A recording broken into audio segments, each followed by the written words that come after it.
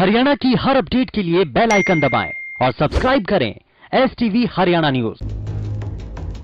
नमस्कार, आप देख रहे हैं हमारी खास पेशकश और मैं हूं आपके साथ शुभेंदु सिंह। कोरोना के खिलाफ जंग जारी है और हर पल कोरोना के मरीजों की संख्या बढ़ रही है। हरियाणा में रविवार को कोरोना के 18 नए मरीज मिले हैं, तो वहीं देश में कोरोना पीड़ितों की संख्या अब 16,000 के पार पहुंच चुकी है। ये रिपोर्ट आप देखिए।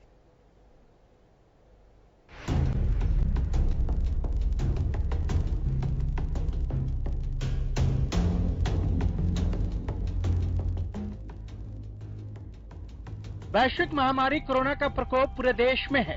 हरियाणा में भी कोरोना के मामले लगातार बढ़ते जा रहे हैं। सिर्फ रविवार को प्रदेश में कोरोना के 18 नए मामले सामने आए हैं। रविवार को फरीदाबाद में सबसे ज्यादा 9, जबकि गुरुग्राम में 4 और अंबाला में भी 4 नए केस मिले हैं। भिवानी में भी कोरोना का एक मरीज मिला है। फरीदाबाद में 9 पॉजिटिव केस मिले हैं, इनमें से 6 जमाती हैं। बाकी 3 पॉजिटिव में एक मेडिकल स्टोर संचालक की पत्नी है, उनके पति पहले पॉजिटिव मिले थे। वहीं 2 बुजुर्ग हैं। हैरत की बात यह है कि फरीदाबाद में कोरोना मरीजों में जमातियों की तादाद सबसे ज्यादा है।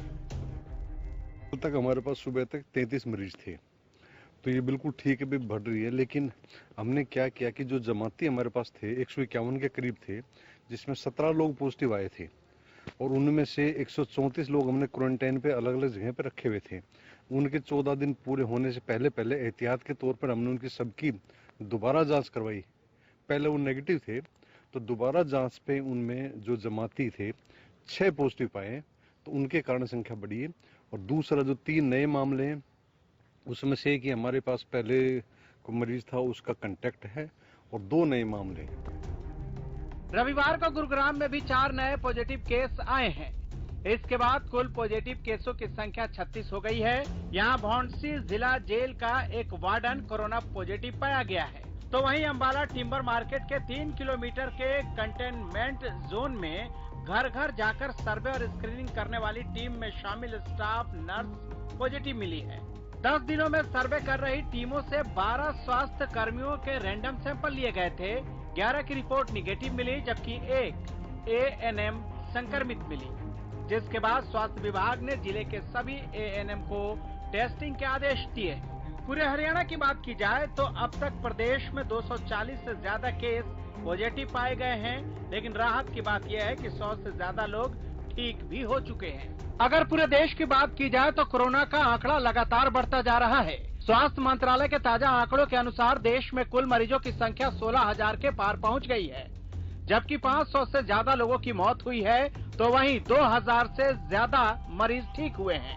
अच्छी खबर यह है कि देश के कुल 23 राज्यों के 54 जिलों में 14 दिन में कोई नया मामला सामने नहीं आया है।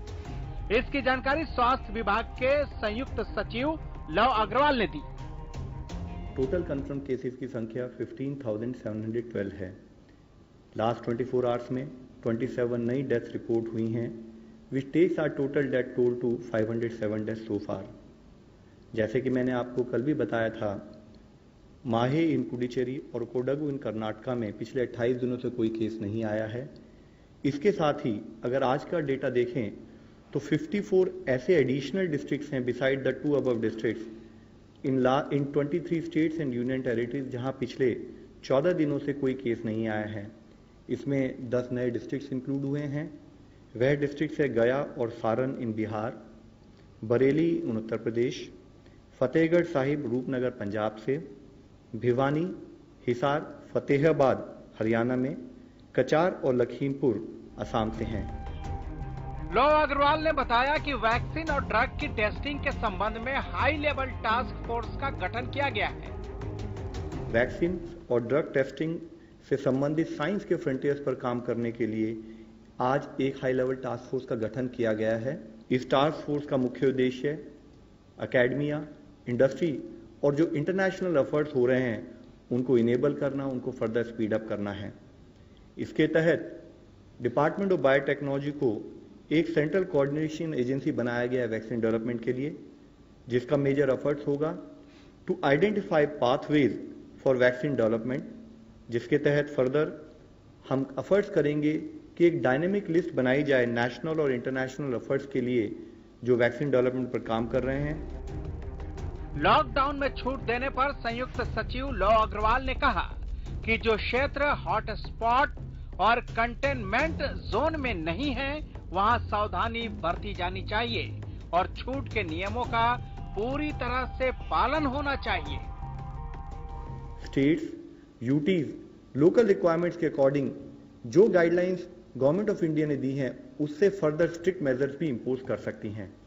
कंटेनमेंट जोन्स के विषय में मैं बताना चाहूँगा कि जो हमारी हेल्थ मिनिस्ट्री गाइडलाइंस है वह कहती है कि हॉटस्पॉट्स या रेड जोन्स वो एरियाज हैं जहाँ पर या तो लार्ज नंबर में कोविड केसेस पाए गए हैं या जहाँ पर कोविड केसेस का डबलिंग रेट 4 दिन से कम है। इन हॉटस्पॉट्स में लोकल एडमिनिस्ट्रेशन डिजीज स्प्रेड को कंट्रोल करने के लिए कंटेनमेंट जोन्स और बफर जोन्स को डिलिनेट करते हैं।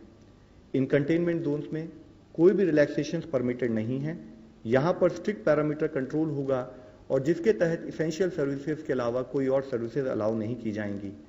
जहाँ पर भी हम साथ में सेलेक्टिव रिलैक्सेशन देंगे, यानी कि इन कंटेनमेंट जोन से बाहर का एरिया, वहाँ पर भी स्टेट्स और डिस्ट्रिक्ट्स को इंश्योर करना है कि जो एग्जिस्टिंग लॉकडाउन से संबंधित मेजर्स हैं उनका स्ट्रिक्ट कंप्लायंस हो। ऑफिसेज, वर्क प्लेसेज, फैक्ट्रीज और इस्टेब्लिशमेंट हैं, वहाँ पर सोशल डिस्टेंसिंग से रिलेटेड एसओपीज और उससे रिलेटेड प्रिपरेटरी एक्शन लिए जा चुके हों। कोरोना से महाराष्ट्र राज्य सबसे ज्यादा प्रभावित है, जहां कोरोना मरीजों का आंकड़ा 3600 के पार पहुंच गया है। महाराष्ट्र के बाद सबसे ज्यादा कोरोना से संक्रमित मरीज दिल्ली में है। दिल्ली में अब तक 1800 से ज्यादा लोग कोरोना संक्रमण के शिकार हुए हैं। कोरोना ने पूरे देश की रफ्तार थाम दी है। पूरा देश 3 मई तक लॉकडाउन में है। लोग घरों पर बैठे हुए हैं, लेकिन देश के जाबाज सिपाही, चाहे वो स्वास्थ्य कर्मी, सफाई कर्मी या पुलिस कर्मी, सभी मिलकर कोरोना के खिलाफ जंग लड़ रहे हैं। कोरोना के खिलाफ इस जंग में सबने भी पूरा दम झोंक दिया है, जिनके साथ पूरा देश खड़ा है। उम्मीद यही है कि इस वैश्विक महामारी को हम जल्द ही हराएंगे और एक बार फिर से सामान्य जिंदगी की तरफ लौटेंगे। Bureau report, Haryana news. तो ये रिपोर्ट हमने आपको दिखाई है और इस रिपोर्ट के जरिए बहुत कुछ तस्वीर हमने साफ की है और अभी तक की अपडेट हमने आपको दी है। लेकिन बीते रोज जो मामले तेजी के साथ बढ़े हैं उसका मतलब क्या है, और लगातार हम इसी मतलब को समझने की कोशिश करें। और जरा मतलब समझने के लिए एक्सपर्ट की टीम हमें चाहिए और वो हमारे साथ सीधे इस वक्त जुड़ चुकी है कार्यक्रम में। सबसे पहले आपको मिलवा देते हैं उनसे। हमारे साथ NETB IMA हरियाणा से डॉक्टर अजय गुप्ता कार्यक्रम में जुड़ चुके हैं। बहुत स्वागत है डॉक्टर अजय आपका। और health expert doctor Swati Maheshwari हमारे साथ कार्यक्रम में जुड़ चुके हैं। बहुत स्वागत है दोनों ही खास मेहमानों का कार्यक्रम में। मैं जरा जल्दी से डॉक्टर अजय गुप्ता, इस बात को लेकर के बहुत जोरों से चर्चा चल रही है कि बीते रोज जो मामले सामने आ रहे हैं, बहुत तेजी के साथ जो बढ़े हैं, इन मामलों के बढ़ने से क्या खतरा और बढ़ रहा है? और जब हम अभी लोगों को ये समझा रहे हैं कि घबराने की जरूरत नहीं है, सभी चीजें सामान्य हैं, हम थर्ड फेज में नहीं जा रहे हैं, तो ऐसे में ये जो बढ़ रहे मामले हैं ये क्या किस ओर इशारा कर रहे हैं? देखिए शुभेंदु जी, अभी जो हिंदुस्तान में जो कोविड-19 का जो दौर है, अभी हमको ये मान के चलना है कि ये दौर अभी थमेगा नहीं। ये पूरे अप्रैल महीना और बहुत हद तक मई के महीने में भी राइज होंगे केस। अभी तो हमारा जो कर्व ये पिछले दिनों से कंपेयर करेंगे अगर, तो उतना जो एक्सपोनेंशियल राइज है उतना नहीं है। हाँ, आप कह सकते हैं कि हरियाणा में या छुटपुट जो राज्य हॉटस्पॉट हैं उन जो केस राइज कर रहे हैं, डेफिनेटली वो एक चिंता का विषय है। लेकिन ऑल ओवर नेशनल लेवल पे अगर आप देखेंगे तो जो कर्व है हमारा उतना एक्सपोनेंशियली राइज नहीं कर रहा है। कल भी आपके चैनल के माध्यम से मैंने बताया था कि जो डबलिंग रेट है हमारा केसेस का, वो अभी उतना ज्यादा नहीं हुआ है। धीरे धीरे वो डेज पास होते जा रहे हैं। 8 दिन 7 दिन के बाद हमारा डबलिंग टाइम हो रहा है। डेफिनेटली जैसे आपने बताया है, हरियाणा में बताया है, आपने मुंबई का अपने चैनल के माध्यम से बताया है। मुंबई एक ऐसा शहर है जिसमें डेफिनेटली हमको चिंता करनी चाहिए, क्योंकि उसमें नंबर ऑफ केसेस और नंबर ऑफ डेथ दोनों बढ़ रहे हैं। बाकी जितने हॉटस्पॉट्स हैं, दिल्ली एक चिंता का विषय बना हुआ है हमारे लिए, इंदौर हमारे लिए चिंता का विषय बना हुआ है। अच्छी खबर हमको गोवा से मिली है। Goa is free from corona. आखिरी जो पॉजिटिव केस था वो अप्रैल 3 को मिला था। उसके बाद भी जो लास्ट केस जो मिला था उसका कोविड-19 का टेस्ट नेगेटिव आया है। तो गोवा पूरी तरह से अभी फिलहाल कोविड-19 से फ्री हो चुका है। केरला ने बहुत अच्छी केरला का जो ग्राफ है फ्लैट हो चुका है, रिकवरी का ग्राफ ऊपर जा रहा है। तो मैं जो देखिए सरकार में भी अपनी कमर कसली है, किट्स आ गई है हमारे पास, हॉटस्पॉट्स में डिस्ट्रीब्यूट हो चुकी है। आज दिल्ली में आज रैपिड कार्ड टेस्टिंग शुरू कर दी है। दिल्ली के पास 42,000 रैपिड कार्ड टेस्ट की किट्स आई हैं और आज से शुरू हो चुकी हैं। हॉटस्पॉट के अंदर वो किट्स बच चुकी हैं और टेस्ट हो रहे हैं। तो डेफिनेटली अभी हमको देखिए लॉकडाउन में थोड़ी सी छूट भी हमको मिल रही है, लेकिन सरकार बहुत इस लॉकडाउन पे एहतियात ले रही है। जो एरियाज में लॉकडाउन का उल्लंघन करता हुआ मिला, ये लॉकडाउन दोबारा शुरू हो जाएगा। तो यही इसको पहले भी साफ किया गया की जरूरत नहीं है शुभेंदु जी। बिल्कुल, और इसीलिए बार बार समझाया जा रहा है कि आप लॉकडाउन का पालन करें, निर्देशों का पालन करें, और तभी आप ये अगर उम्मीद करते हैं कि लॉकडाउन जल्द से जल्द खत्म हो तो सबसे पहले आपको अपने घरों में रहना होगा और जो निर्देश दिए गए हैं उनका पालन करना होगा। डॉक्टर स्वाति, मैं ये समझ रहा हूं कि बीते 24 घंटों में, चाहे बीते 24 घंटों की बात हो या बीते 2 दिन या 3 दिन की बात करें, तो लगभग आंकड़ों में कोई कमी ज्यादा नजर नहीं आ रही है। और बीते 24 घंटों का आंकड़ा तो कुछ यही कह रहा है कि अब खतरे की घंटी दोबारा से बज रही है। तो मेरा सवाल यही है कि बार बार हम आते हैं, हम ये बताने की कोशिश करते हैं कि अभी स्थिति थोड़ा सा सामान्य है, लेकिन इतने में अगले दिन पता चलता है कि कुछ और ज्यादा मामले बढ़ गए हैं। तो ये अभी अब जैसा कि कह रहे हैं डॉक्टर अजय कि अभी आने वाले समय में कुछ समय तक यही स्थिति बनी रहेगी, तो लोग बहुत जल्दी इसको लेकर के ये समझ रहे हैं कि अभी ठीक है, अभी कुछ ठीक हो रहा था लेकिन फिर से ग्राफ बढ़ गया, तो अब क्या करना चाहिए? हाँ बिल्कुल, देखिए चिंता का विषय तो बन जाता है शुभेंदु ये, लेकिन जब भी कोई पेंडेमिक होता है तब उसको ना डेली देखना इतना फायदेमंद नहीं होता है। ऐसे में हमें थोड़े से समय का ग्राफ देखना जरूरी होता है, क्योंकि उससे हमें ये पता चलता है कि हम किस डायरेक्शन में जा रहे हैं, हमारी दिशा क्या है। और अगर हम अपने कुछ पिछले दिन के आंकड़े अगर देखें और जिस तरह से हमारे एपिडेमियोलॉजिस्ट जो होते हैं वो इस आंकड़े को ग्राफ पे लगाते हैं, उससे वो ट्रेंड बताते हैं कि हमारा ट्रेंड क्या है। और जो हमारे अपने एपिडेमियोलॉजिस्ट ने बताया है और जो WHO और जॉन हॉपकिंस भी हमारे डेटा को अपने ग्राफ पे लगाकर बता रहे हैं, तो सबका कहना यही है कि हमारा डबलिंग रेट बढ़ गया है। हमारा डबलिंग रेट 3 दिन के आसपास 3.5 डेज चला गया था, लेकिन अब हम फिर से, किसी का 6 कहना है, किसी का 7 कहना है, लेकिन ये एक अच्छी रेंज है जिसमें हम चले गए हैं। क्योंकि देखिए लॉकडाउन का मतलब ये कभी भी नहीं था कि लॉकडाउन से कोरोना वायरस इन्फेक्शन खत्म हो जाएगा। लॉकडाउन का मकसद ये था कि हमारी स्पीड कम हो जाए। जिस रफ्तार से हमारे केसेस बढ़ने शुरू हो गए थे उस टाइम पे, और जिस तरह से हमने अमेरिका, इटली, स्पेन सब जगह देखा कि वहां बहुत तेजी से रफ्तार से केस बढ़े। लॉकडाउन का मकसद यही था कि हमारी स्पीड उतनी तेज नहीं हो, हमारी स्पीड हल्की रहे। केसेस तो बढ़ेंगे, देखिए उन्हें हम रोक नहीं सकते, क्योंकि लॉकडाउन से पहले लोग बहुत मिले हैं, एक दूसरे से इन्फेक्शन फैला है ऑलरेडी, और बाद में भी हमने जो किस्से सुने जिनकी वजह से काफी इन्फेक्शन इधर से उधर फैला, तो केसेस तो सामने आएंगे नो डाउट। लेकिन हमारी स्ट्रैटेजी हमेशा से यही रही कि जो केसेस आ रहे हैं वो इस रफ्तार से ना आए कि हम उन्हें हैंडल ना कर पाए। तो अभी वो उस रफ्तार से आ रहे हैं कि हम उन्हें हैंडल कर पा रहे हैं। और अब हम साइड बाय साइड ये कोशिश भी कर रहे हैं कि जहां जहां हॉटस्पॉट्स हैं वहां हम जल्दी टेस्टिंग करके हम उनका पता लगा पाए कि किस किस को इन्फेक्शन है, किसको नहीं। हमारे इंडिया में कितना फैलाव है इसका, ये हम पता लगा पाए।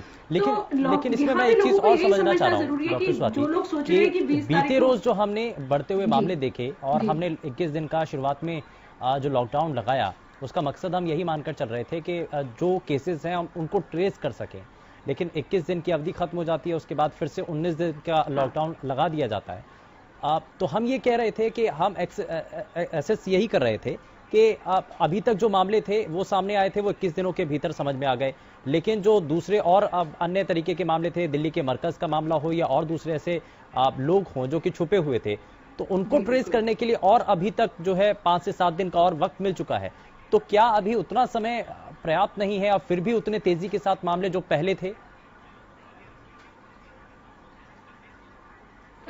देखिए पर्याप्त तो नहीं है शुभेंदु, क्योंकि देखिए हमारा भारत बहुत बड़ा है और आप ये भी देख रहे थे कि कांटेक्ट ट्रेसिंग में देखिए एक बहुत बड़ा प्रॉब्लम जो अब है वो ये है कि लोगों ने कोरोना वायरस को एक स्टिग्मा बना दिया है। अब जिसको भी ये होता है कि ये कोरोना वायरस पॉजिटिव है, उसकी तरफ लोगों की जो नजरिया है वो इतना ज्यादा चेंज हो गया है। हर कोई उनको अछूत की तरह से, हर कोई उनको इस तरह से देखता है कि इन्होंने पता नहीं कितना बड़ा क्राइम कर दिया है।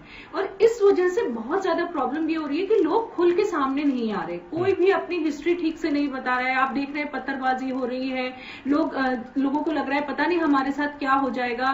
तो ये जो एक डर लोगों में बैठ गया कोरोना वायरस को लेके, ये हमारे लिए एक बहुत बड़ी मुसीबत बन गया है। क्योंकि अब जब आप कॉन्टैक्ट ट्रेसिंग करते हैं, लोग मोबाइल ऑफ कर लेते हैं, लोग अपनी सही हिस्ट्री नहीं बता रहे हैं, कोई कोऑपरेट नहीं कर रहा है, तो ऐसे में बहुत सारे केसेस आपसे मिस हो जाते हैं और फिर वो बाद में जब उनको सिम्टम्स होते हैं तब वो उजागर होकर सामने आते हैं और उतने दिनों में वो और लोगों को भी इन्फेक्ट कर देते हैं। तो ये जो एक स्टिग्मा वाली प्रॉब्लम हो गई है, ये हम लोगों के लिए सॉर्ट आउट करना बहुत जरूरी है।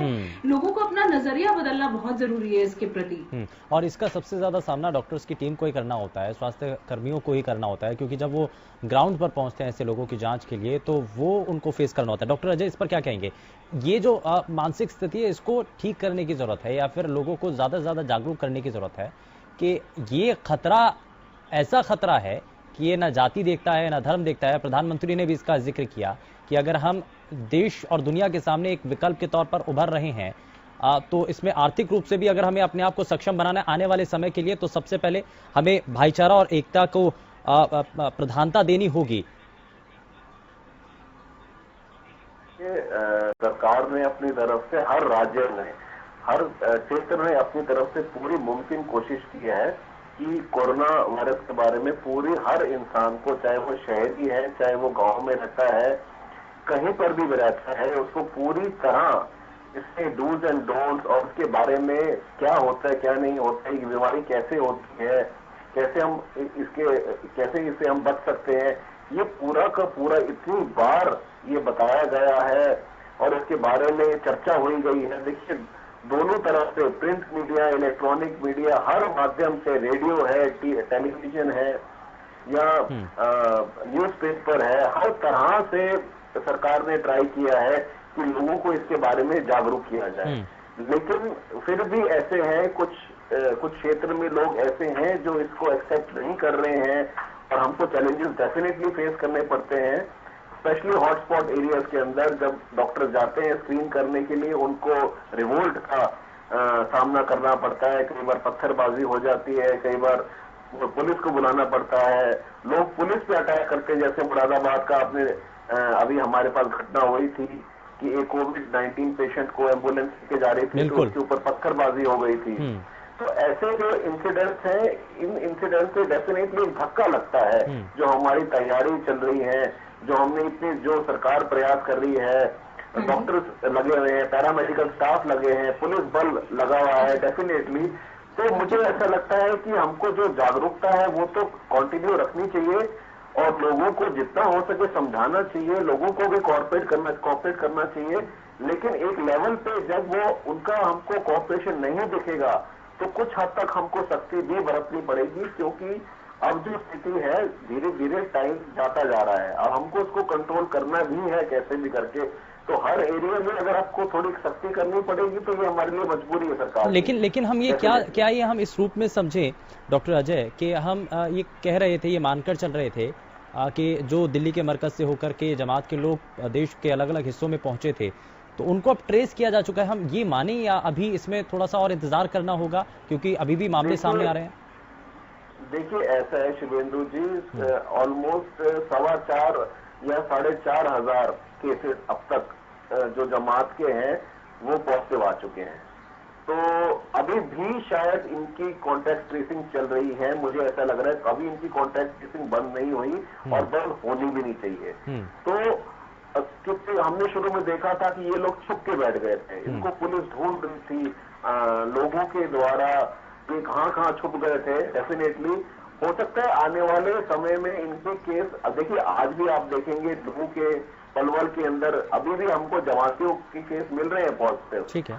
तो अगले हो सकता है अगले 10 दिन और अगले 15 दिन तक मैक्सिमम, मुझे ऐसा लगता है जो जमातियों के केस है मैक्सिमम ये हमको पॉजिटिव मिल सकते हैं। ठीक है। और जहां तक अब पूरे देश का सवाल है, आज हमारे जो एम्स के डायरेक्टर हैं डॉक्टर गुलेरिया, उन्होंने बोला है कि पूरे देश की स्थिति आपको आने वाले एक हफ्ते के अंदर काफी हद तक जो ट्रेंड चल रहा है वो बता पाएंगे कि हम किस दिशा में जा रहे हैं। ठीक है, हम किस दिशा में जा रहे हैं वो धीरे धीरे उस समय आएगा उस स्थिति को साफ करने के लिए। हमारे साथ इस वक्त स्वास्थ्य सेवाएं पूर्व निदेशक डॉक्टर पंकज वत्स कार्यक्रम में जुड़ चुके हैं। बहुत स्वागत है डॉक्टर पंकज वत्स आपका। मैं जरा यही से शुरुआत कर रहा हूं जिसको लेकर के अभी जिक्र हो रहा था कि जो अभी तक लोग छुपे हुए थे वो अभी और भी हो सकते हैं। ट्रेसिंग करना बहुत जरूरी है और खास करके उन हॉटस्पॉट में या उन इलाकों में जहां पर पहले वो मिले थे या जहां जहां जाने की उम्मीदें थी, क्योंकि बहुत सारे ऐसे लोग हैं जो अपने फोन बंद कर चुके हैं और उन तक पहुंचना बहुत ज्यादा मुश्किल हो रहा है। शुभेंदु जी, हमें ये देखना पड़ेगा कि जिन केसेस जो संक्रमण से जमाती लोग थे वो वहां अब जो जिनमें साइन और सिम्टम नहीं आए थे अब उनमें दोबारा जब टेस्ट कर रहे हैं तो उसमें से कुछ केस पॉजिटिव मिल रहे हैं। इसके अलावा इन दिनों में वो जहां भी छुपे और छुपने के कारण जिन जिन लोगों के कांटेक्ट में आए और वो केसेस भी अभी अनट्रेस पड़े हुए हैं, तो आप ये मानिएगा कि अभी जो 15-20 दिन हो गए उनको, तो उन्होंने संक्रमण कितने लोगों तक पहुंचाया होगा, अगर उसके बारे में वो सही से जानकारी नहीं देंगे तो हमारी कहीं ना कहीं चेन टूट जाएगी। मतलब ट्रेस करने की चेन टूट जाएगी, जबकि संक्रमण तो वो पहुंचा चुके होंगे, संक्रमण की चेन तो जारी रहेगी, पर ट्रेस करने की चेन कहीं ना कहीं टूट गई होगी अगर वो पूरी जानकारी हमसे छुपाएंगे, नहीं बताएंगे तो। और उनमें से जो नहीं मिले वो पूरी चेन अभी भी समझ में नहीं आ रही है कि वो चेन कहाँ पहुंचेगी और कहाँ नहीं पहुंचेगी। ठीक है। तो इसलिए ये जो उनका सहयोग जो है वो अति आवश्यक है। उनको इस बात के लिए आइडेंटिफाई करना और उनको परसुएड करना कि वो सही सही जानकारी दें, ये आवश्यक है उनके द्वारा संक्रमित लोगों की आखिरी कड़ी तक पहुंचने के लिए। ठीक है, ठीक है। मैं डॉक्टर स्वाति आपसे समझना चाह रहा हूं कि कुछ चीजों में छूट देने की बात की जा रही है और ये पहले ही स्पष्ट कर दिया गया था लॉकडाउन बढ़ाते वक्त कि कुछ चीजों में कुछ सेक्टरों में राहत दी जा सकती है। तो ऐसे में ये कहा जा रहा है, हरियाणा से भी एक खबर सामने आ रही है कि छोटे उद्योगों को राहत इसमें दी जाएगी। तो ये बहुत ज्यादा चुनौतीपूर्ण नहीं हो जाएगा कि कैसे वो लेबर्स को उस फैक्ट्री तक या उस कंपनी तक पहुंचाएंगे या फिर रहने की क्या व्यवस्था होगी, क्योंकि ये कहा जा रहा है कि छोटे उद्योग हैं तो ऐसे में उन फैक्ट्रीज के अंदर ही कम संख्या के अंदर उन लोगों को मजदूरों को रखा जाएगा या कर्मचारियों को रखा जाएगा। ये बहुत ज्यादा मुश्किल नहीं होगा क्या प्रशासन के लिए? देखिए, मुश्किल तो है शुभेंदु जी, लेकिन कहीं ना कहीं हमें ये भी समझना जरूरी है कि धीरे धीरे सब चीजों को खोलना भी जरूरी होगा। क्योंकि देखिए, अब जो लैंसेट की नई स्टडी आई है वो कह रही है कि सेकंड पीक के लिए तैयार रहिए कभी भी। मतलब ये, क्योंकि देखिए अब ये सीजनल बनने वाला है इन्फेक्शन और बात हो रही है कि नवंबर में ये दोबारा इन्फेक्शन आ जाएगा। तो इस तरह से अब हमें इससे लड़ना तो सीखना होगा, हमें अपना लाइफस्टाइल चेंज करना सीखना होगा। दूसरी बात समझना ये भी जरूरी है, देखिए कि अभी जब लॉकडाउन जहां जहां खुल रहा है, जहां रिलैक्सेशन मिल रहे हैं, वहां केसेस नहीं है, ऐसी जगह पे खुल रहा है, तो ये एक तरह से एक्सपेरिमेंट के तौर पे भी हमारे लिए काम आएगा कि जहां केसेस नहीं है वहां अगर हम इस तरह से थोड़ा थोड़ा खोल रहे हैं ताकि इकोनॉमी भी चल सके। क्योंकि देखिए अब बात ये भी हो रही है कि जितना लोग कोरोना से मरने का हमें डर है उतना भुखमरी से लोग मरेंगे, तो हमें वो भी प्रिवेंट करना जरूरी है। तो ये डबलधारी तलवार तो है, लेकिन चलना तो पड़ेगा इस पर और कोशिश भी करनी पड़ेगी। इसीलिए ये एक अच्छा प्रयास है कि उन जगहों पर रिलैक्सेशन मिल रहा है जहां केसेस नहीं है, क्योंकि वहां फिर आउटब्रेक के चांसेस कम हो जाते हैं और एक आइडिया भी हो जाएगा कि क्या हम धीरे धीरे इस तरह से सोसाइटी को खोल सकते हैं, क्या ये पॉसिबल है, नहीं पॉसिबल है। तो मुझे लगता है एक बहुत अच्छा प्रयास है सुधान यहाँ पर शुभेंदु जी हमारे लिए कि हम ये इसको करके देख लें, ताकि जब हम हॉटस्पॉट से देखिए, अभी हॉटस्पॉट्स तो लंबे समय के लिए बंद है, क्योंकि हॉटस्पॉट तब खुलेगा जब 28 दिन तक वहां कोई केस नहीं आता। लेकिन डॉक्टर स्वाति, इसमें दिल्ली से जो खबर आई कि हॉटस्पॉट जो इलाके हैं वहां पर भी बहुत ज्यादा संख्या में पॉजिटिव लोग मिले हैं। तो यानी कि अगर हॉटस्पॉट हम बना करके चल रहे हैं, वहां पर भी तेजी के साथ मामले अगर आ रहे हैं, तो ये तो और भी ज्यादा मुश्किल है। देखिए, अब हॉटस्पॉट्स को बाकी एरिया से तो अलग कर ही दिया, उनकी किलेबंदी तो हो ही गई है, लेकिन ये भी समझना जरूरी कि हमारे भारत की प्रॉब्लम यही है, इसीलिए लॉकडाउन भी समय से लगाया गया और इतना कट्टर लॉकडाउन लगाया गया हमारे भारत में, क्योंकि हमारी पॉपुलेशन डेंसिटी बहुत ज्यादा है। हमारे यहाँ देखिए, जब आप धारावी की बात करते हैं, जब आप और भी इस तरह के संगम विहार जैसे एरियाज की दिल्ली में बात करते हैं, वहाँ एक कमरे में 10-10 लोग हैं, वहां पर सोशल डिस्टेंसिंग जैसी चीज कभी पॉसिबल है ही नहीं। तो इसीलिए इन लोगों को जहां जहां हॉटस्पॉट्स हैं वहां बहुत तेजी से फैलने का डर है, इसीलिए इनके लिए एक अलग स्ट्रैटेजी बनाई गई है कि यहाँ पर फटाफट से पता लगाया जा पाए कि किस किस को इन्फेक्शन है, किसको नहीं, और उनको अलग किया जाए ताकि जिनको नहीं है उनमें भी ना फैले। तो ये स्ट्रैटेजी करना तो बहुत जरूरी है, क्योंकि हमारा भारत बहुत बड़ा है, विशाल है, अगर हम एक ही स्ट्रैटेजी चलाएंगे तो काम नहीं चल पाएगा। ठीक है, ये यानी कि स्ट्रैटेजी हमें दूसरी भी अपनानी होगी और हर एक एंगल पर हमें देखना होगा। लेकिन डॉक्टर अजय गुप्ता, सरसों की खरीद तो शुरू हो चुकी है, लेकिन कल से गेहूं की खरीद भी शुरू हो रही है और ये कहा जा रहा है कि किसानों को इसमें कुछ हद तक राहत भी मिलेगी। मंडियों तक किसान जा भी रहे हैं अपना अनाज लेकर के, तो वहां पर किन किन चीजों का उनको ध्यान रखना चाहिए और क्या क्या ऐसी चीजें हैं जो कि किसानों को इसमें ध्यान रखने वाली हैं? शिवेंदु जी, देखिए, सबसे पहले तो मैं ये बोलना चाहूंगा, जिन किसान भाइयों को सांस दमे की बीमारी है, अस्थमा की बीमारी है और किसी चीज जो उनका कहीं उनको शुगर है या बीपी की बीमारी है, उनको बिल्कुल नहीं जाना चाहिए। उनको अन्य किसी परिवार वाले को वो भेज सकते हैं। और जो लोग स्वस्थ है, जो हमारे किसान भाई स्वस्थ है और जो अनाज मंडी में जाएंगे, तो मास्क है तो ठीक है, नहीं तो अगर उनके पास अपने गमछे हैं, ज्यादातर जो क्या करते हैं हमारे किसान भाई, उनके पास गमछा रहता है, तो आजकल गर्मी भी है, तो वो एक गमछे से काम नहीं चलेगा, अपने साथ कम से कम 3 या 4, अगर पूरे दिन उनको रहना है अनाज मंडी में, तो कम से कम अपने साथ 3 या 4 साफ गमछे रखने पड़ेंगे, जो उनके मुंह और नाक को पूरी तरह से उनको कवर करना है। अब डेफिनेटली जब वो काम करेंगे तो मुंह में पसीना भी आएगा, हाथ पे पसीना आएगा, गमछे से साफ कर रहे हैं आपको। आसपास कहीं भी आपको साबुन मिलती है, अगर आपके पास सैनिटाइजर है तो ठीक है, नहीं तो साबुन से हाथ जरूर धोने हैं, आपके मुंह धोने हैं, और जो दूसरा गमछा है आपके पास उसका इस्तेमाल करना है। तो कम से कम मैं उनको ये हिदायत दूंगा कि अपने हाथ मुंह अच्छे से धोना है और 2 या 3 गमछे अपने साथ में रखने हैं। जिन किसान भाइयों को कोई ना कोई बीमारी की शिकायत है, उनको अनाज मंडी में बिल्कुल भी नहीं जाना चाहिए। मतलब हमारा जो नॉर्मल हमारे डूज एंड डोंट्स है, स्वच्छता के, वो रखने चाहिए। दूसरी बात, सोशल डिस्टेंसिंग को बिल्कुल नहीं भूलना। ये नहीं कि हम किसी के एकदम चिपक के पीछे खड़ गए हैं अनाज बेचने या खरीदने के चक्कर में। जितना हमको वो जो 3-4 फीट 5 फीट का गैप रखना है, डेफिनेटली वो हमको एक दूसरे के बीच में सोशल डिस्टेंसिंग मेंटेन करनी है। और मुझे ऐसा लगता है, जैसे खट्टर साहब का पिछले हफ्ते बयान आया था कि उन्होंने कमिटीज का गठन किया है हर लेवल पे, ब्लॉक लेवल पे, विलेज लेवल पे, सेक्टर लेवल पे, ये सब मॉनिटरिंग करने के चक्कर में, तो हो सकता है सरकार भी इसको मॉनिटर करेगी। इससे जो सोशल डिस्टेंसिंग है, या जितने भी डूज एंड डोंट्स है हमारे किसान भाइयों के लिए, वो जो लक्ष्मण रेखा है वो क्रॉस ना हो। यानी कि वो लक्ष्मण रेखा पार ना करें, इसका खास तौर पर ध्यान रखना होगा। लेकिन डॉक्टर पंकज वत्स जी, जो ये किसानों के लिए कुछ नियम कायदे कानून है, क्योंकि ये कहा जाता है कि ग्रामीण इलाकों में यदि ये चीजें बढ़ती हैं या ऐसे मामले सामने आते हैं तो वहां पर रोकथाम बड़ी मुश्किल हो जाएगी। शहरों के अंदर तो उतनी तकनीक है, सिस्टम है, लेकिन ग्रामीण इलाकों में अगर देखें तो अस्पताल काफी दूर होते हैं, तो ऐसे में वहां तक पहुंचना और इलाज करवाना ये बड़ा मुश्किल हो जाएगा।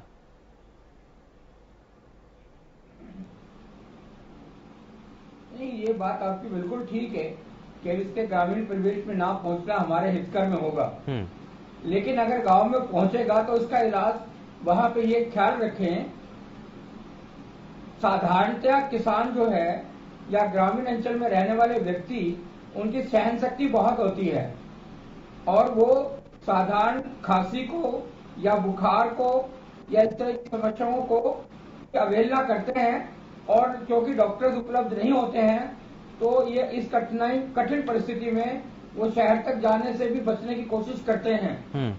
और अभी इस समय लॉकडाउन के कारण उनको पहुंचने में अधिक कठिनाई भी होगी, इसलिए उनको गांव में रहते हुए अपने बारे में, अपने साइन सिम्टम्स के बारे में जानकारी बताना जरूरी है।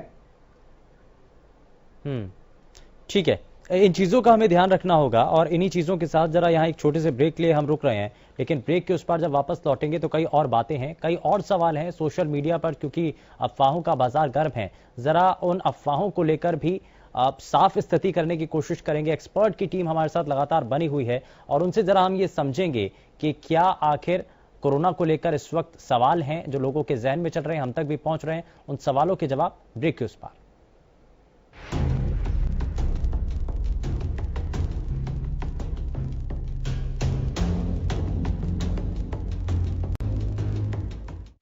ब्रेक के बाद आप सभी का स्वागत है। जरा जल्दी से आगे बढ़ते हैं और अपने कार्यक्रम को आगे बढ़ाते हैं। सभी खास मेहमान लगातार हमारे साथ कार्यक्रम में बने हुए हैं।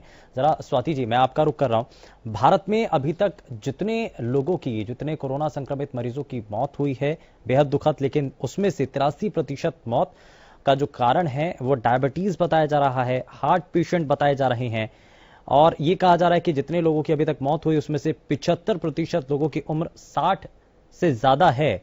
तो ये सीधे तौर पर हम समझें, इसका मतलब क्या समझा जाए? और दूसरा, किन लोगों को अब ज्यादा एहतियात बरतने की जरूरत है? हालांकि हम पहले से बताते आ रहे हैं अपने सभी दर्शकों को किन किन चीजों का एहतियात बरतना है, लेकिन इन आंकड़ों के जरिए आप क्या बताना चाहेंगे?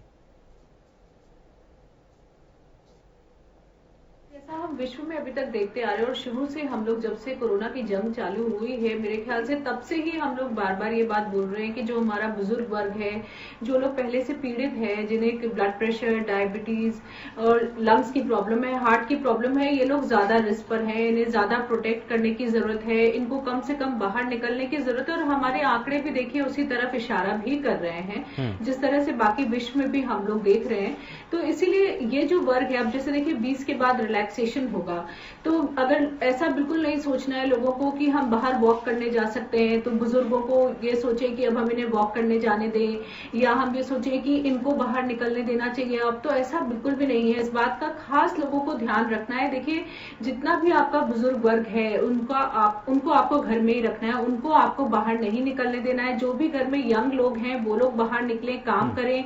अगर ऐसा कोई वर्ग है जिसको ब्लड प्रेशर, डायबिटीज है, वो किसी भी उम्र के क्यों ना हो, अगर आप वर्क फ्रॉम होम कर सकते हैं तो आप वर्क फ्रॉम होम करिए, अभी बाहर बिल्कुल नहीं निकलिए। ठीक है, डॉक्टर अजय, इसमें क्या जोड़ना चाह रहे हैं आप?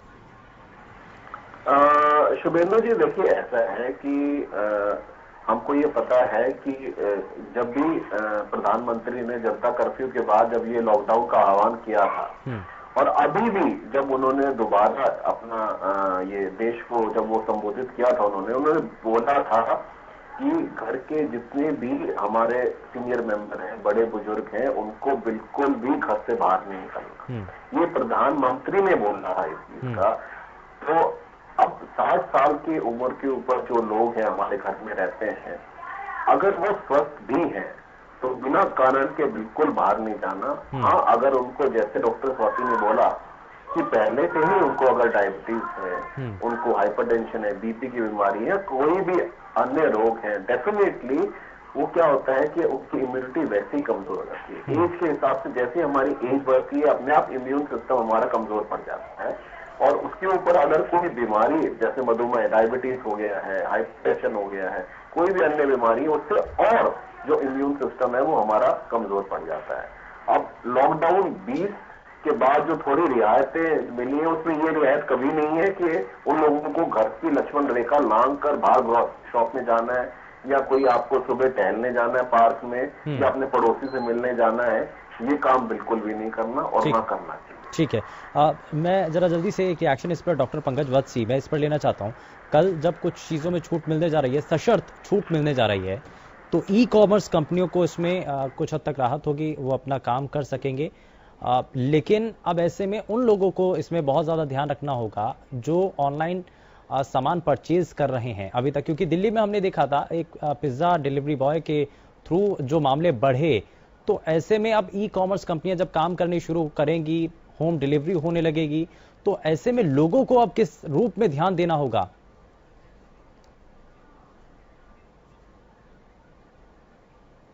अभी जो दोबारा क्लैरिफिकेशन आई है उसमें ई कॉमर्स की जो एक्टिविटीज होंगी उनको लिमिट करने की बात भी केंद्र सरकार ने कही है जी, कि उनको थोड़ा सा लिमिट किया जाएगा। अन्यथा लॉकडाउन का जो पूरा पर्पस है वो डिफीट हो जाएगा। देखिए अभी लॉकडाउन में कुछ ग्रीन एरियाज बचे हुए हैं, कुछ ऑरेंज एरियाज में हमने बनाए हैं। वो इसलिए हुए हैं क्योंकि मोमेंट्स रिस्ट्रिक्टेड हैं। अगर मोमेंट्स रिस्ट्रिक्टेड नहीं होते तो ये परिस्थिति पूरे देश में एक जैसी होती, लेकिन क्योंकि रिस्ट्रिक्शंस थी, तो अगर ई कॉमर्स की रिस्ट्रिक्शंस को पूर्णतः खोल दिया जाएगा तो उसमें दिक्कत आएगी। हमारा मानना ये था कि केवल एग्रीकल्चर जोन या इंडस्ट्रीज की स्मॉल कॉटेजेस ऐसे एरियाज में जहां पर लोकल लेवल पर आइडेंटिफाई किया जा सके कि लेबर भी वही की है और वहीं पर रॉ मटेरियल भी वहीं पर है और वहां सारी चीजें, ऐसी कुछ इंडस्ट्रीज को राहत दी जानी चाहिए थी। अगर ई कॉमर्स के राहत देने की बात अगर करेंगे और ये कर दिया प्रैक्टिकली, तो पुलिस को भी लॉकडाउन को इम्प्लीमेंट करना बहुत मुश्किल हो जाएगा, क्योंकि लोग इसका बहाना लेकर और अधिक ज्यादा से ज्यादा लोग जो है वो बाहर आना शुरू कर देंगे। तो ये पुलिस के लिए भी आइडेंटिफाई करना और ये संक्रमण चेन बड़ी मुश्किल हो जाएगी ट्रेस करना, नहीं है, जैसा कि दिल्ली में हुआ एक पिज्जा डिलीवरी बॉय के थ्रू जब कई लोग उससे संक्रमित हो गए, उसका स्टाफ उससे इफेक्टेड हुआ, तो ये बहुत मुश्किल हो जाएगा पंकज वत्सी। देखिए इसमें अगर मान लो कहीं पे करना भी है तो अगर पूरे एरिया को कार्डन करना पड़ेगा, 3, 4, 5 जिलों को इकट्ठा कार्डन करना पड़ेगा और बहुत स्ट्रिक्टनेस दिखानी पड़ेगी उसको इम्प्लीमेंट करने के लिए, अगर आपने रिलैक्सेशन दी भी। और जहां तक आप इंडस्ट्रीज की बात कर रहे हैं, अगर आप देखेंगे हरियाणा के चित्र को, तो हरियाणा में इंडस्ट्रीज कहाँ है? गुड़गांव में है, फरीदाबाद में है, उसके बाद आपके सोनीपत में है, पानीपत में है, उसके बाद आपका कुछ इंडस्ट्रियल एरिया जो है वो पंचकुला के साथ लगता हुआ एरिया है। तो वो सारे के सारे एरिया ऑलरेडी रेड जोन में है। तो हरियाणा में इंडस्ट्रीज को अगर मान लो किसी तरह की छूट दी जाएगी तो वो हमारे लिए डिफिकल्ट हो जाएगी। देखिए पंजाब में जितने केसेस हैं, हरियाणा में लगभग उतने ही केसेस हैं। और पंजाब गवर्नमेंट ने आज फैसला कर दिया है कि लॉकडाउन में किसी भी तरह की कोई रियायत नहीं दी जाएगी। तो हरियाणा को भी अपने डिसीजन को पुनः देखने की आवश्यकता पड़ेगी। अब देखिएगा सोनीपत जो है वो दिल्ली से लगता हुआ है, वहां से पानीपत तक लोगों की पहुंच बहुत नजदीक रह जाती है, वो सारा एरिया अफेक्टेड है। और अगर एक बार आपने उसके आसपास के जिलों में आना जाना शुरू किया तो यही पानीपत के लोग, सोनीपत के लोग ये रोहतक में, करनाल में, बाकी जगह क्यों नहीं जाएंगे? बड़ा मुश्किल हो जाएगा लॉकडाउन उसको पुलिस वालों को इसको इम्प्लीमेंट करना। ठीक है, ये बड़ा मुश्किल हो जाएगा और ऐसी चुनौतियों को समझते हुए इस पर बहुत ज्यादा बारीकी से नजर बनाने की जरूरत है। ठीक है, अब जरा वो सवाल ले लेते हैं जो सोशल मीडिया पर इन दिनों बहुत ज्यादा ट्रेंड कर रहे हैं और उन सवालों की शुरुआत कर लेते हैं। क्या पहला सवाल है, जरा वो हम बता दें। और मैं जरा स्वाति जी आपके पास ही आ रहा हूँ। ये इस वक्त सबसे ज्यादा जो ट्रेंड कर रहा है वो ये कि लोगों पर जो दवाओं का छिड़काव किया जाता है वो बहुत ज्यादा नुकसानदेह है, उससे ज्यादा फायदा नहीं हो रहा है। इसको लेकर के स्वास्थ्य मंत्रालय की तरफ से भी कहा गया। इसको लेकर क्या कहना चाहते हैं? क्योंकि ये इसमें एक बेस ये बनाया गया कि जो सैनिटाइजर टनल जो बनाई गई हैं जहां पर सैनिटाइज किया जाता है लोगों को, तो इससे तो उस पर सवाल खड़ा हो जाएगा। हाँ देखिए, ये अभी थोड़ा शक के घेरे में आ गया है शुभेंदु जी, क्योंकि WHO ने भी ये बात बोली है कि जो सोल्यूशन बनाया जा रहा है, जो हम ब्लीचिंग पाउडर सोल्यूशन यूज करते हैं 1% सोडियम हाइपोक्लोराइड, उससे हमारे त्वचा पे इसका बुरा असर भी हो सकता है और हमारी आंखों वगैरह पे, तो अगर आईज वगैरह ठीक से क्लोज नहीं है तो उसका बुरा असर पड़ सकता है। क्योंकि एक बहुत बड़ा इशू यहाँ पर ये भी है कि जो सैनिटाइजेशन के जो हम ये केबिन्स बना रहे हैं, इनमें जो सोल्यूशन यूज करा जा रहा है वो सही मात्रा में है या नहीं, ये निश्चित करना भी बहुत जरूरी होगा कि जिस परसेंटेज में वो बनना चाहिए उस परसेंटेज में वो बन रहा है या नहीं बन रहा है। तो अभी मेरे ख्याल से इसके ऊपर WHO गाइडलाइंस भी इशू करने वाला है कि किस तरह से कितना % होना चाहिए और क्या आप ये कर सकते हैं या नहीं कर सकते हैं। तो ये अभी थोड़ा डाउटफुल एरिया में आ गया है। तो यानी कि डॉक्टर अजय, अगर इसको हम इस तरीके से समझे कि जो दवाएं छिड़की जा रही हैं या जो सॉल्यूशन तैयार किया जा रहा है वो किसी रूप में उसकी क्वांटिटी क्या होनी चाहिए, कितना उसको मिक्स करना है, उसके बारे में भी अभी तक कोई गाइडलाइन ऐसी है? WHO ने अभी इसकी कोई गाइडलाइंस नहीं दी है, तो हम अंदाजे से ही हो रहा है ये। डेफिनेटली इसके कहीं ना कहीं इसके साइड इफेक्ट्स भी हैं, शॉर्टकमिंग्स भी हैं इसके। तो कुछ एरिया में जैसे ब्लीचिंग पाउडर वगैरह है, तो डेफिनेटली ये एक केस भी था शायद यूपी के अंदर था कि जो माइग्रेंट्स आए थे उनके ऊपर हमने सैनिटाइज के बौछार की थी। तो ये देखिए इसकी अभी गाइडलाइंस आने की है और हो सकता है 10 से 20 या 30% तक हो सकता है इसके साइड इफेक्ट्स भी हो। तो it should be use very cautiously. ठीक है। और ये नहीं कि आप आमतौर पर इसको यूज कर रहे हैं। ठीक है, पंकज जी कुछ कहना चाह रहे थे आप?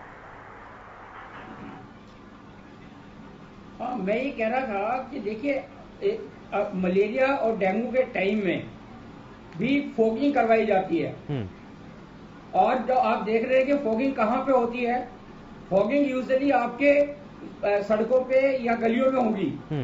लेकिन जो मच्छर है वो मच्छर कहाँ पे है जिसके कारण मलेरिया और डेंगू होता है? वो आपके घरों के अंदर है, आपके बेडरूम्स में है, वहां तो स्प्रे नहीं होता है। तो इसलिए ये एक साइकोलॉजिकल ट्रीटमेंट जो आप कह रहे हैं सोसाइटी को दिया जाता है कि एडमिनिस्ट्रेशन को कुछ तो करके दिखाना है कि वो कुछ कर रहे हैं। तो कर रहे तो क्या करेंगे? फॉगिंग करेंगे और फॉगिंग करके कहेंगे कि हमने इतने एरिया में फॉगिंग कर दिया, हमने इसमें इतना कर दिया, जबकि उसका मलेरिया और डेंगू पर कोई प्रभाव नहीं होता है। उसी तरीके से जो ये सैनिटाइजर कहे जब हमने पूरा शहर सैनिटाइज कर दिया या आपकी फ्लाई एरिया को सैनिटाइज कर दिया, इसका कोई बहुत ज्यादा प्रभाव मुझे नहीं दिखाई देता है। केवल एक साइकोलॉजिकल ट्रीटमेंट है कि हम सैनिटाइज हो गए, हमारा लोकेलिटी सैनिटाइज हो गई, ऐसा कुछ भी नहीं है। अगर सरकार इस बारे में, एडमिनिस्ट्रेशन इस बारे में सुनिश्चित करता है तो कॉमन प्लेसेस पर, जो कॉमन प्लेसेस है वहां पर जो आपके टॉयलेट्स हैं उनकी व्यवस्था को और हैंड वॉश करने के लिए जगह जगह पर इस तरह की सुविधाएं उपलब्ध कराना सुनिश्चित करे। जहां पर ये नलका खोलने वाला नहीं है, अगर ऐसे कॉमन प्लेसेस पर वो पैर से ऑपरेट करने वाला या सेंसिस करने वाले अगर ठीक है, यानी कि ये जो सैनिटाइजर मशीन है इनका उतना ज्यादा प्रभाव नहीं है, बस उसमें टेस्टिंग ही एकमात्र उपाय है। टेस्टिंग के जरिए ही हम नहीं कोई ज्यादा विशेष लाभ नहीं है। ये सिर्फ साइकोलॉजिकल वॉर है जो हम दिखाते हैं कि हमने कुछ किया है। ठीक है, जरा अगले सवाल की तरफ चलते हैं। मैं स्वाति जी भी देखिए शुभेंदु जी स्वाति जी बताइए। हाँ कोई बात नहीं, बस मैं ये कही थी कि सैनिटाइज करने से अगर शरीर के अंदर वायरस है तो वो वैसे भी नहीं बढ़ने वाला है। हाँ बिल्कुल। ठीक है, जरा आगे बढ़ते हैं। अगला सवाल ये है कि अब क्योंकि बीच में अभी बारिश हुई, तेज हवाएं चली, तो ये कहा जा रहा था कि तापमान जब बढ़ेगा तो उससे काफी हद तक जो है कोरोना कम होगा, उसका प्रभाव कम होगा। तो अब तेज हवाएं और दोबारा से मौसम बदल रहा है तो इससे दोबारा से वायरस के बढ़ने की चांसेस हो जाएंगे। स्वाति जी। अच्छा, देखिए अभी टेम्परेचर का इस पे कितना असर पड़ रहा है ये कहना बहुत मुश्किल है, क्योंकि बहुत सारे देखिए अभी मुंबई में कितने केसेस हो रहे हैं, वहाँ ह्यूमिडिटी भी ज्यादा है, वहाँ टेम्परेचर भी ज्यादा है, फिर भी वहाँ केसेस सामने आ रहे हैं। तो अभी ऐसा बिल्कुल भी हम नहीं कह सकते, सिर्फ उम्मीद कर सकते हैं कि अगर टेम्परेचर बढ़ेगा तो वायरस का इन्फेक्शन कम हो जाएगा। लेकिन हाँ, जो बाकी रेस्पिरेटरी इन्फेक्शंस होते हैं, जो सीजनल फ्लू वगैरह होता है, वो जरूर टेम्परेचर बढ़ने से कम हो जाएगा। लेकिन अभी कोरोना वायरस कोविड-19 पर इसका क्या असर पड़ रहा है ये कहना बहुत मुश्किल है। बहुत सारी जगह ऐसा ये इन्फेक्शन फैल रहा है जहाँ ह्यूमिडिटी भी ज्यादा है और टेम्परेचर भी ज्यादा है। डॉक्टर अजय, इसमें कोई गाइडलाइन अभी तक WHO या ICMR की तरफ से कोई जारी की गई है कि तापमान अगर बढ़ेगा तो ये जो वायरस है कुछ हद तक कम होगा? है नेशनल इंटरनेशनल लेवल पे किसी भी कोई भी इसका स्टडी पब्लिश नहीं हुई, ना तो WHO ने बोला है ना ICMR ने बोला है कि अगर टेम्परेचर कम होगा, ज्यादा होगा, नमी बढ़ेगी, कम होगी तो कोरोना का जो संक्रमण है कम या ज्यादा होगा। तो हमको इन अफवाहों पे नहीं जाना चाहिए कि 40 डिग्री हो जाएगा और कोरोना ठीक हो जाएगा। डेफिनेटली अभी कोई ऐसी गाइडलाइंस नहीं आई है। आप देख लीजिए सिंगापुर, मलेशिया वगैरह, हमसे ज्यादा गर्मी है वहां पर और कोरोना का संक्रमण है डेफिनेटली। तो हमको इस धोखे में नहीं रहना चाहिए कि अगर टेम्परेचर बढ़ेगा तो कोरोना का संक्रमण कम हो जाएगा। अभी ऐसे कोई भी पुख्ता जानकारी या स्टडी WHO या ICMR ने नहीं रिलीज की है। ठीक है, मैं जरा आखिरी सवाल की तरफ आता हूँ। ये कोरोना काल में ये डॉक्टर पंकज वत्सी, अभी सब आशंकाएं हैं कि कितने समय तक लॉकडाउन रहेगा। अभी हालांकि 3 मई तक की डेडलाइन है, लेकिन इस वायरस के ये ट्रेंड कर रहा है कि दोबारा से सितंबर अक्टूबर में दोबारा से ये वापस आएगा, और क्योंकि चीन में कई जगहों पर दोबारा से आने लगा है तो ये कहा जा रहा है कि ये दोबारा से वापस आएगा।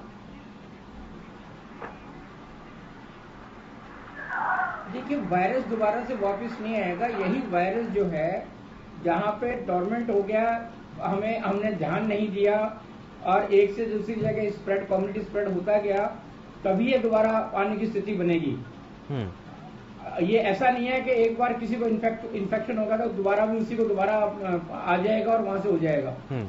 होता क्या है कि जब लंबे समय में हम जैसे जैसे रिलैक्सेशन होगी, आंकड़े इसके कम होंगे, तो उसके साथ ही समाज भी रिलैक्स हो जाएगा, मूवमेंट्स बढ़ जाएंगे, फिजिकल कांटेक्ट फिर उतना ही हो जाएगा और हम नेग्लिजेंट हो जाएंगे और हमारी लापरवाही के कारण ये दोबारा से आएगा। ठीक है, ऐसा नहीं है कि ये अभी आएगा और अपने आप ही खत्म हो रहा है और फिर दोबारा रीजनरेट हो जाएगा, ऐसा नहीं है।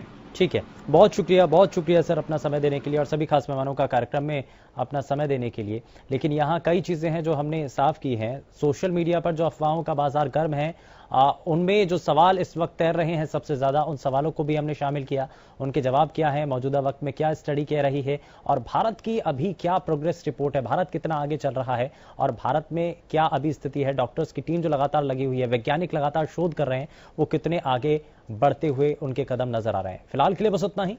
नमस्कार।